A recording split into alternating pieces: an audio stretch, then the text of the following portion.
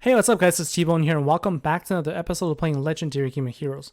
So it's preview day for the upcoming event, the Arena Beckons, and it's also going to be a brand new event type called Arena. Now what we know about this event is that it's a combination of PvP plus Slayer Assault, and so since we have that aspect, I wanted to show you how you can practice against the PvP side of things, and also in today's episode we'll talk about the cards themselves, and then in the following episode we will cover more in detail of the mechanics as well as deeper deck ideas. So since we don't actually have PvP running today, how do you practice in PvP? One of the easiest ways is to actually go into your profile. From here, you can then scroll left twice. The first one is going to show you your guild versus guild team.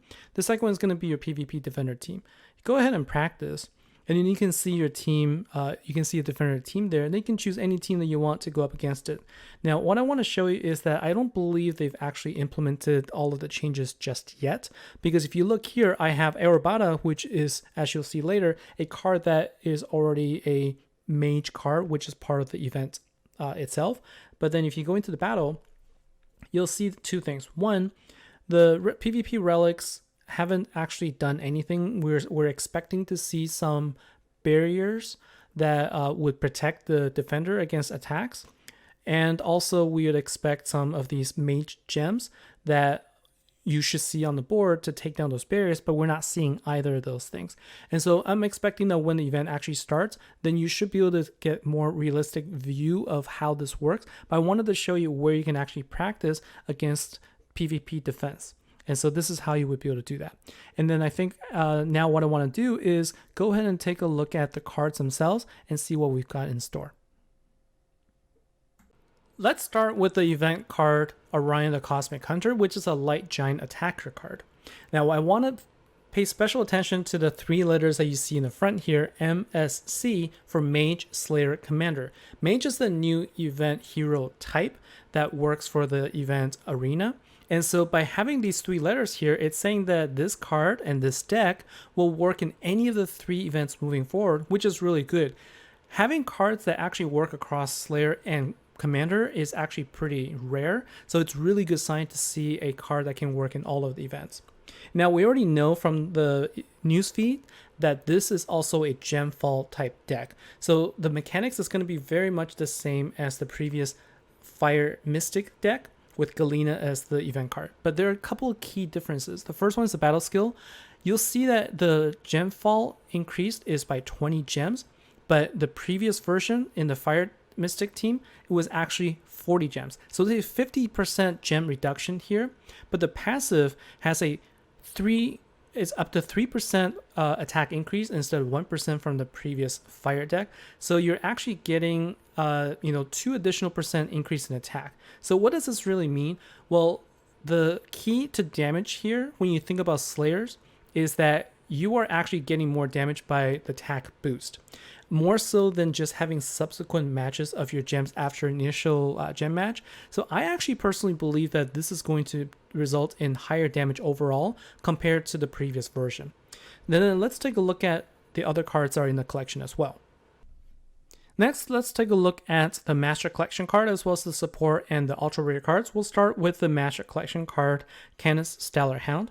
Now you notice I didn't talk in detail about Mage and Magic Penetration, the new sections in the back of the card. My goal is to talk about them more in detail in the upcoming episode when the event's actually started and I can play through and then talk about the numbers and what it means in practice.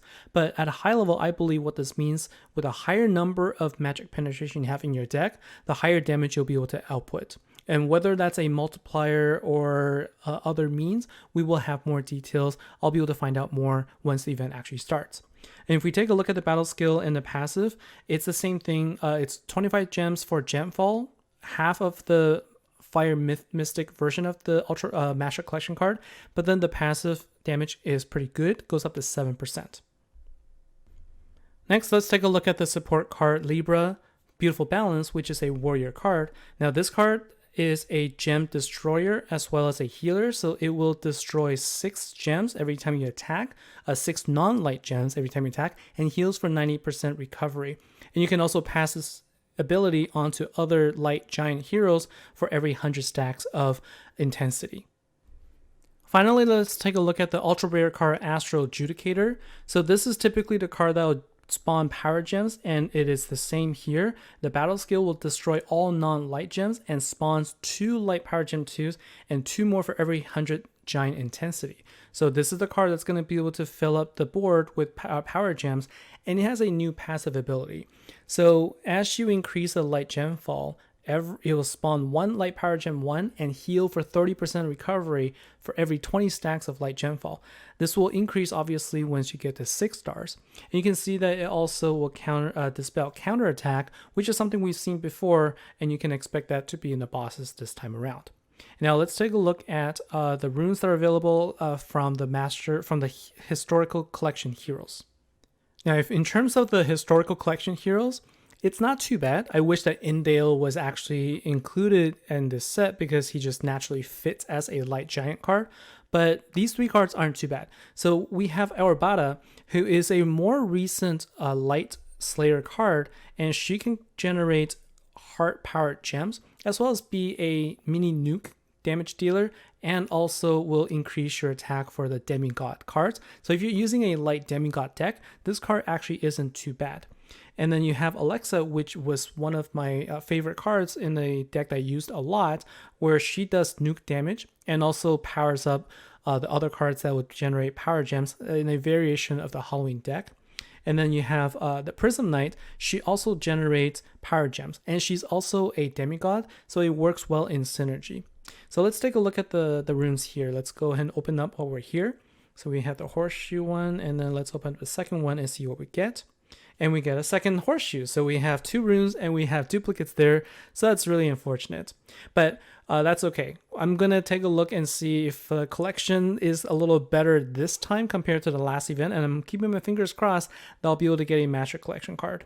So let's take a look now, though. I do want to show the store for some of the other changes that they have here. And let's take a look there. So in the store, you'll notice that besides the main deck the main pack that you can buy, if you look at the limited time packs, you have a starter mage pack. So this actually is a way for you to be able to get a relatively full deck of the Alexa deck. So you can get 1 Alexa Tesla, 1 Mr. Crow, and 1 Architect Sophia. Now, the thing I will say before you invest into this deck, I will show you my cards right now, is that I used to use this deck a lot. And one of the challenges I've had is Alexa Tesla, she's the only card that can power up Architect Sophia. But the thing is, her passive to lock on has a 30% chance to succeed. So it's not 30% chance failure, it's 30% chance to succeed. And because of that, it really causes a lot of pain if it doesn't actually work. And as you can see, Architect Sophia, her leader skill will actually, it'll create a light power gem for every 15 stacks of corrupt intensity, but only if lock on is active. And so you've seen, I have actually quite a few videos where I use this deck. And one of the pain points is if you only have 1 Alexa and you try to activate Architect Sophia, you could end up running a lot of turns where it doesn't actually happen. And so it can be pretty frustrating. Now, running 2 Alexas actually increases the chance to activate the skill by a significant amount. And so she is available in the Dust Shop for 100 Dust if you're looking to field this team.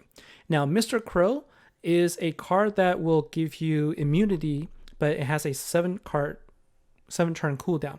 And so what I find actually more useful when I'm running this deck is to replace this card with a healer.